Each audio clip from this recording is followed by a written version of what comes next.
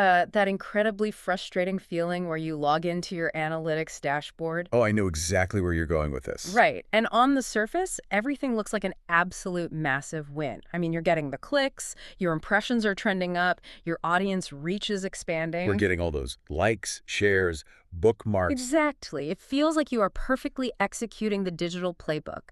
But then, and here's the kicker, you open up your actual sales dashboard or your CRM. And it's just crickets. Completely flat. The revenue just isn't tracking with the engagement at all. It's sort of the modern business paradox. You have the eyeballs, the traffic is flowing. So why isn't anyone actually buying? It is a phenomenal paradox. All And right. honestly, it can feel like you were just pouring capital and time into an absolute void. Yeah, a total black hole. Right, because you're doing exactly what the platform algorithms demand. You're posting consistently, collaborating, optimizing for reach, running those top-of-funnel ads. Mm. But there's this massive, gaping disconnect between capturing fleeting attention and actually generating reliable revenue. We see this all the time. Brands think the attention is the end goal. Right, they stop there. Exactly. When in reality, attention is just raw, unrefined material. Oh, and refined material. I love that. And refining that material is exactly what we are going to fix today. Welcome to today's deep dive. We are unpacking the mechanics of a multi-channel growth system. Specifically engineered for qualified lead generation. Yes. Our mission for this deep dive is to deconstruct exactly why traffic does not equal customers. We're drawing from the multi-channel growth system for qualified lead generation to break down the specific structural ecosystem that successful high-growth businesses use. To turn a casual scrolling visitor into a fiercely loyal buyer. Exactly. But before we get into the architecture of this system, we really need to define the target. We talk a lot about qualified leads, but in this specific context, what does that actually mean? It's the crucial starting point, because a qualified lead is not a vanity metric. It's not just on a photo. Right, or a passive view on a reel. A qualified lead is an individual who has demonstrated genuine, verifiable intent. They've crossed a very specific psychological threshold. From passive consumer to active participant. Precisely. By taking a deliberate action, whether that's trading their email for a high-value resource, requesting a detailed consultation, or even just engaging repeatedly with high-friction product pages. They've signaled that they have the specific problem your business solves. They've essentially raised their hand. Right. And the core problem we have to confront is that getting those passive eyeballs, the unqualified traffic, is actually easier than it has ever been. Oh, absolutely. Between algorithmic feeds, programmatic ads, and influencer networks, you can basically buy or hack your way to baseline visibility. But businesses are burning through staggering amounts of cash doing it. Because they rely on isolated tactics to do all the heavy lifting, they treat a viral video or a clever ad campaign as the entire strategy. Which is a huge mistake. Driving traffic to a generic homepage without an ecosystem to support that journey is basically trying to carry water in a sieve. That's a great way to put it. If you don't have a system designed to incrementally build trust, that traffic is useless. You are just renting space in someone's feed for 3 seconds. Yeah. To actually capture and convert that traffic, you have to build out 4 specific structural pillars. Okay, let's unpack this. Because the first pillar addresses a strategic error that almost every brand makes at some point, which is neglecting campaign architecture. Yes, the big pitfall here is relying on spontaneous, reactionary promotions. We all know the drill. Revenue looks a little light on a Tuesday, so you blast out a generic 15% off discount code to your entire list. Or you realize you haven't posted on Instagram in 4 days, so you throw up a random product shot. Right. And sure, it might trigger a tiny momentary spike in sales, but it generates absolutely zero lasting momentum. Zero momentum. And more importantly, zero narrative. Isolated reactionary posts don't tell a cohesive story. And worse, they train your audience to only pay attention when you discount. Which is terrible for your brand value. Exactly. This is where campaign architecture comes in. The concept is entirely about creating structured, anticipated demand. Anticipated demand. Right. It means planning highly intentional promotional moments or seasons throughout the year where every single one of your marketing channels are reinforcing the exact same narrative. From paid search to organic social to email to your website hero image. Everything. You aren't just making noise in a crowded room. You are conducting an orchestra to play a single, powerful chord. Let's ground this with a practical application from the source. Mhm. Think about a local high-end beauty salon. The reactionary approach is sporadically promoting a balayage special 1 week and maybe a manicure discount 2 weeks later whenever they notice an empty chair. Very piecemeal. Right. The campaign architecture approach is entirely different. Instead, they engineer a highly structured bridal beauty season campaign. I love this example. It's so good. For an entire month, the singular focus across every touch point is bridal preparation. They are publishing deep dive skincare prep timelines on their blog. Running retargeting ads featuring behind-the-scenes bridal makeup transformations. Yes, sharing highly emotional, narrative-driven testimonials from past brides on social media, and offering exclusive, limited-time bridal consultation packages. Everything points to one hyper-specific outcome. If we connect this to the bigger picture, think about the psychological halo effect that has on the consumer. The consistent, hyper-focused theme bypasses the usual consumer skepticism. It makes potential clients automatically associate that salon with deep, specialized authority. But let me play devil's advocate for a second here. If a salon focuses entirely on brides for a full month, aren't they actively alienating their core audience? You'd think so, right? Yeah, what about the person who just wants a standard Tuesday haircut? Doesn't this architecture artificially limit their market? It is a great question.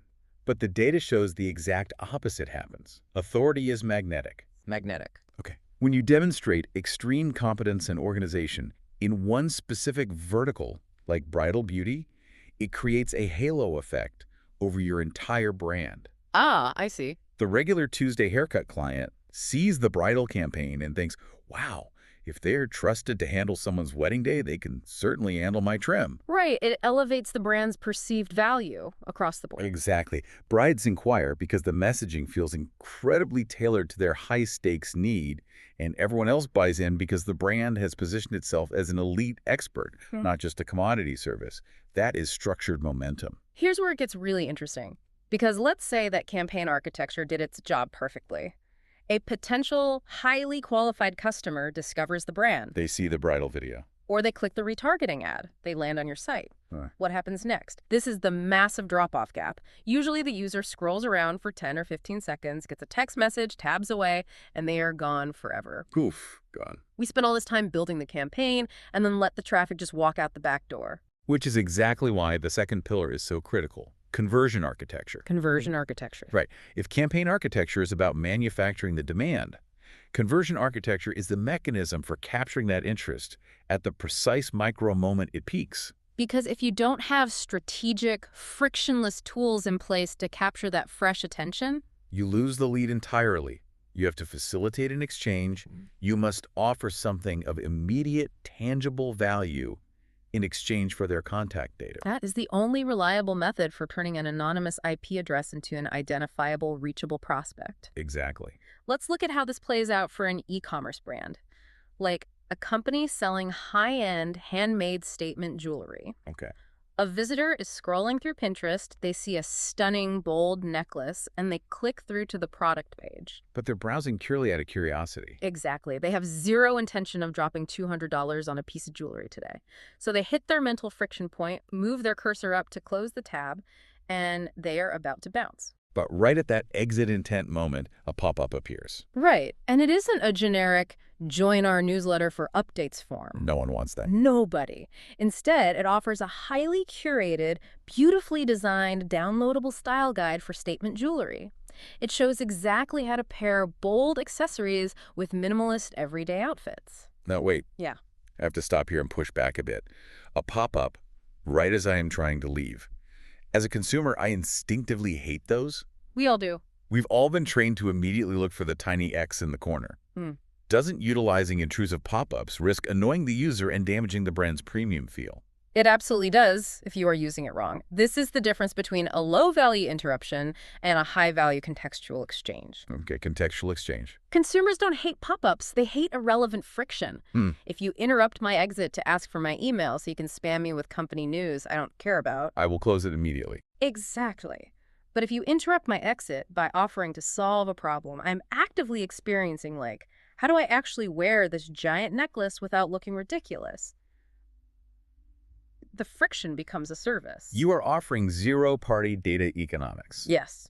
They willingly hand over their direct contact information because the perceived value of your style guide outweighs the privacy cost of giving you their email. That makes perfect sense. Think about your own websites for a second. Are you letting attention slip away? Most probably are. It's all about context and utility.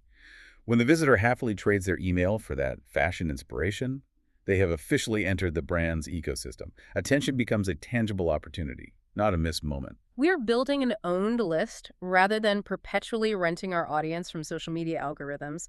But capturing the email is just the start. It's barely the starting line. My inbox, and I'm sure yours too, is a complete graveyard of newsletters I never read and brands I never bought from. Oh, totally. So how do we actually utilize this asset? This brings us to the third pillar, lifecycle marketing. Exactly. This is where most brands fail, because they assume an email capture equals an immediate readiness to buy. Which is almost never true. Right. Customers, especially when discovering your brand for the very first time, require a runway of trust before making a purchasing decision. They aren't going to buy the $200 necklace the second the style guide hits their inbox. So what's the solution? Lifecycle marketing is the nurture system. It is the strategic use of automated communication systems like email and SMS to guide that prospect with valuable content over time. Let's visualize this with a brick-and-mortar example from the deep dive. Imagine a local independent coffee roaster. Let's say I walk in, buy a standard drip coffee, and scan a QR code to join their loyalty program. The standard, highly ineffective playbook would dictate that they immediately email you a 10% off coupon for your next visit. And then blast me every Tuesday with promotional offers. Exactly. But the lifecycle marketing approach subverts that expectation entirely. They delay the discount. Delay it, really. Yes. First, you get a welcome message that focuses entirely on narrative. It shares the founder's story, the cafe's strict philosophy on ethical sourcing, and popular drinks. Oh, that's interesting. Over the following weeks, you get emails detailing brewing tips at home, or exclusive invites to in-store tasting events, and early announcements about seasonal drinks. The psychology behind subverting that expectation is brilliant. Why go to all this trouble instead of just sending the coupon? Because a coupon trains the customer to value you based on price. A narrative sequence builds a shared identity. Wow. When you share the sourcing philosophy and the brewing tips, you are positioning the brand as a trusted guide and an authority in their daily life, not just a vendor pushing caffeine. So over time, visiting that specific coffee shop becomes an intentional part of the consumer's routine rather than a random choice based on convenience. Exactly. You aren't competing on the price of a latte anymore. You are providing an experience they feel emotionally connected to. A well-architected life cycle system manufactures this trust systematically in the background at scale. Manufactures trust at scale. That is exactly what it is. But there is a mathematical reality we have to address to keep this engine running. You need fresh eyes. Yes. Even with great conversion and life cycle systems, if nobody new is discovering you, your meticulously built ecosystem will eventually stagnate. This is where content expansion comes in. The fourth pillar. Utilizing TikTok, Instagram Reels, and YouTube Shorts. It's the deliberate strategy of reaching the completely unaware. These platforms aren't for nurturing. They are for intersecting. You are trying to reach people who do not know your brand exists and who may not even realize they have a problem your product solves. The strategy used by highly effective nonprofit organizations is a masterclass in this. Oh, absolutely. Instead of jumping straight to the conversion, ask which in their world is begging for donations. They leverage sophisticated emotional storytelling. Right. A youth education nonprofit isn't going to post a pie chart of their operational deficit. No. They produce short-form narrative videos focusing on a single specific student. They document the struggle, the specific intervention provided by their mentorships or scholarships, and the ultimate tangible triumph of that individual. What's fascinating here is the underlying cognitive mechanics of how we process information. Humans are biologically hardwired for narrative transportation. We don't connect with statistics. We connect with faces, struggles, and resolutions. When a cold audience watches that nonprofit video, mirror neurons fire. They actually feel a fraction of that student's struggle and release. they experience empathy or inspiration. And psychologically, when a brand makes us feel something profound, we naturally want to remain in proximity to the source of that feeling. Exactly. We naturally follow the account, we subscribe to the updates, we enter their ecosystem. And eventually, when the lifecycle marketing has done its job, we participate in the fundraising. It keeps the lead generation system completely sustainable. It is a completely organic, frictionless pull rather than an aggressive, desperate push. So what does this all mean? Let's tie these 4 pillars together for the listener analyzing their own strategy right now. Okay, the big picture recap. First, campaign architecture creates structured demand. Second, conversion architecture captures that attention by offering immediate value. Third, lifecycle marketing builds the trust. And fourth, content expansion continuously introduces new, unaware audiences into the top of the funnel. When they operate together, growth stops being a gamble and becomes predictable. It becomes a predictable engine. I love that. Let's rapidly tackle a few frequently asked questions from the source text to give some highly practical takeaways. First, and we touched on this briefly, but what exactly makes a lead a qualified lead? It's someone who showed genuine interest by doing something specific. Signing up for a newsletter, downloading a resource like that style guide, or requesting a consultation. They took an action. Perfect. Second question, which channel is best? If bandwidth is tight, should a brand focus all their energy on TikTok or double down on email? There is no single best channel. That's the trap. Prioritizing a single channel fundamentally breaks the architecture. You have to combine social media, websites, email, and paid ads to guide people through the whole journey. Because consumer behavior is multi-channel. Exactly. Last question, how long does this take to build? I'll be honest, this isn't an overnight trick.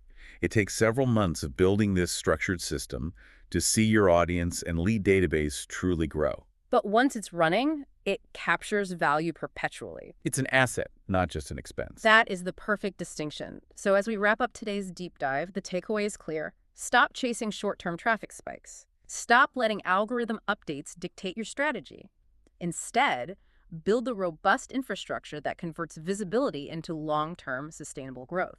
And as you start auditing your own marketing funnel, I want to leave you with a final provocative thought. Let's hear it. We talked heavily about conversion architecture, exchanging highly relevant, valuable content like the style guide or the brewing tips for a visitor's contact information. Right, the value exchange. Exactly.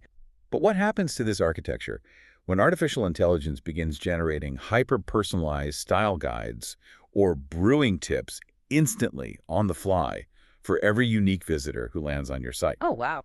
If perfect instant personalization becomes the new standard for capturing leads, how will you need to adapt your conversion architecture to actually stand out? That is a fascinating frontier. If instant perfect personalization becomes the baseline, you really have to rethink how you earn trust.